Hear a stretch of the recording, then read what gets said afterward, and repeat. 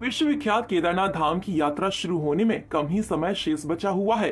केदारनाथ धाम की कपाट 25 अप्रैल को आम श्रद्धालुओं के लिए खोले जाने हैं, लेकिन यात्रा तैयारियों को करने में मौसम बाधक बन रहा है। आए दिन दोपहर के बाद धाम में बर्फबारी हो रही है, जिस कारण पैदल मार्ग सहित धाम से बर्फ हटाने में लगे मजदूरों को दिक्कतें हो रही हैं।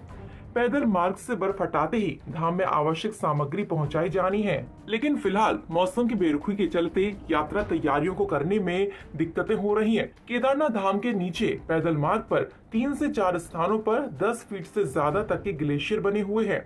इन ग्लेशियरों को काटकर भी पैदल रास्ता तैयार किया जा रहा है। केदारनाथ धाम तक पैदल मार्ग पर आवाजाही शुरू होने के बाद सबसे पहले बद्री केदार मंदिर समिति की एडवांस टीम केदारनाथ धाम पहुंचेगी और यात्रा सहित अन्य तैयारियों में जुट जाएगी। इसके अलावा यहाँ द्वितीय चरण के पुनर्निर्माण कार्य भी शुरू होने हैं।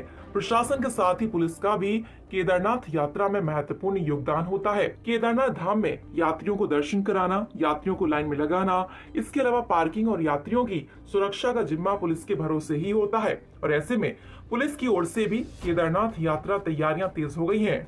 जो है मीडिया से भी कुछ सुझाव मांगे हैं, इसमें काफ़ी अच्छा डिस्कशन हुआ है। काफ़ी सारे नए सुझाव आए हैं हमारे पास, जिसमें पुलिस के ट्रेनिंग का, साथ ही पार्किंग, ट्रैफिक व्यवस्था, रोड व्यवस्था, उसके साथ साथ जो है जितने भी हमारे यात्री आते हैं उनके लिए उपलब्ध सुविधाएं, इसमें जो है डिस्कशन हुआ है। इसमें पुलिस विभाग की तरफ से भी जो सभी पीआरडी, होमगार्ड या पुलिस के कर्मी हैं उनका ट्रेनिंग, पर्यटन पुलिस, साथ ही पुलिस की रहने की और अकोमोडेशन की व्यवस्था है, इस पर भी हमने डिस्कशन किया है। काफ़ी सारे चौक पॉइंट्स ट्रैफिक के हिसाब से या जो बॉटलनेक से उसको आइडेंटिफाई किया है, उसको दुरुस्त करने के लिए विभिन्न विभागों से हमने कोऑर्डिनेशन भी किया है। साथ ही साथ घोड़ा खच्चर, डंडी कंडी, इनसे भी हमने कंटिन्यूसली मीटिंग की है और इसमें भी आने वाली यात्रा में जो है हम कोशिश करेंगे कि ये जो है पुलिस के साथ कोऑर्डिनेशन करके जो है अपनी व्यवस्थाएं चलाएं।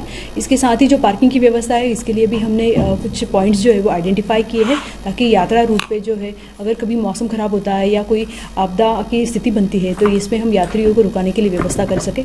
साथ ही जितने भी हमारे पुलिसकर्मी उनको हम ट्रेनिंग भी दे रहे हैं और उनको एक व्यवहार कुशलता जो है वो भी बताएंगे। इसके साथ ही यात्री जो आने वाले हैं उनके लिए भी हम कंटिन्यूसली लैंग्वेज से रिलेटेड कोई प्रॉब्लम हो तो उसके लिए खोया पाया केंद्र और जो हमारा 112 है उसकी तरफ से जो है इमरजेंसी सर्विसेज भी जो है वो प्रोवाइड की जाएंगी।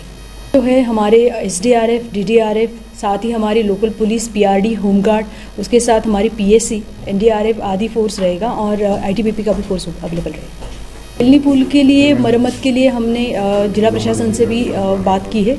उनका अभी उसमें स्ट्रेंथनिंग की बात चल रही है, उसमें अगर स्ट्रेंथनिंग हो जाती है टाइम से तो उसका भी हम यात्रा में यूज़ करेंगे।